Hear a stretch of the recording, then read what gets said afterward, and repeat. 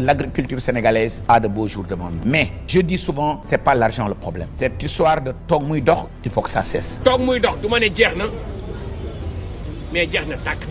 Il faut que nous les Sénégalais, on se mette au travail. Il n'y a pas de raison que des étrangers viennent chez nous, réussissent dans l'agriculture et dans l'élevage et que nous, jusqu'à maintenant, nous peinons. Ces 12 derniers mois, on a vu un grand engouement où les Sénégalais veulent investir dans l'agriculture et dans l'élevage. Mais il faudrait le faire professionnellement. On a vu qu'aujourd'hui, les Sénégalais savent cultiver de la pomme de terre, les Sénégalais savent cultiver de l'oignon. Il y a des opportunités d'export sur le continent européen. La France seulement importe 12,5 milliards d'euros en produits horticoles. C'est une opportunité pour la jeunesse, c'est une opportunité pour créer des emplois. Et aujourd'hui, pour cette campagne qui va venir, non seulement nous allons continuer à accompagner l'arachide et le riz, mais nous allons commencer à élargir la gamme de spéculation. Il y a une vingtaine de spéculations sur lesquelles on va aussi mettre le curseur. Je veux aussi accompagner les éleveurs à avoir des semences de culture fourragère. Niébé fourragère, ensilage de sorgho, ensilage de maïs. Parce que l'expérience a montré qu'à partir du mois de mai, les éleveurs commencent à avoir des problèmes de nourriture.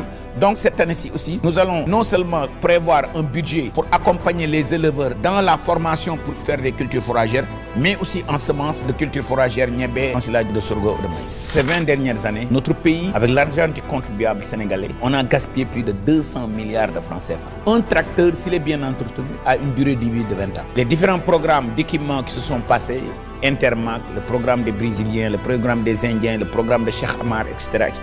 Les montants d'argent qu'on a dépensés dépassent les 200 milliards. Aujourd'hui, l'état de la mécanisation de notre agriculture, elle est très déplorable. Juste parce que l'État a voulu faire le job du secteur privé. Nous ne voulons plus, à travers l'exécution du référentiel 2050, avec la vision de son excellence président de la République, Premier ministre, nous ne voulons plus acheter des tracteurs. Nous voulons subventionner des heures de service agricole. Et je m'explique. Imaginez que je dise à une vingtaine de privés sénégalais, par exemple, madame, vous avez un champ de 2 hectares, 3 hectares. Vous n'avez pas besoin d'un tracteur. C'est trop, vous n'allez pas investir une trentaine de millions de francs CFA pour aller, parce que c'est des subventions de l'État, on vous donne un tracteur, même s'il y a un joint de culasse qui manque, le tracteur est en panne et tout le monde perd. Maintenant, qu'est-ce qu'on va faire?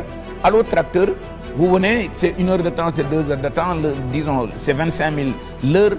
Maintenant, vous dites, madame, tu payes 2500, tu payes 500, le reste, c'est de la subvention. Prenons par exemple 1 milliard. On fait un petit calcul.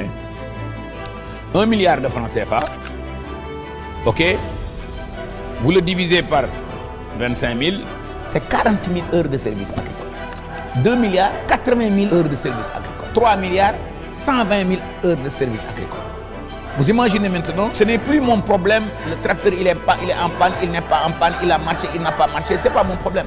Parce que je paye le service rendu. C'est exactement dans cette direction où nous voulons aller. Maintenant, on peut aussi regrouper les jeunes en GIE de mécanisation, faire appel à l'armée, le génie mécanique pour les former, faire appel au lycée de la Fosse, à toutes ces écoles de formation mécanique, pour booster aussi la formation professionnelle. Moi je dis, malgré que j'ai fait un 4 masters, un doctorat, je crois qu'aujourd'hui, ce que l'Afrique a besoin d'ouvriers professionnels qualifiés. Bac+2, Bac+3, et opérationnel.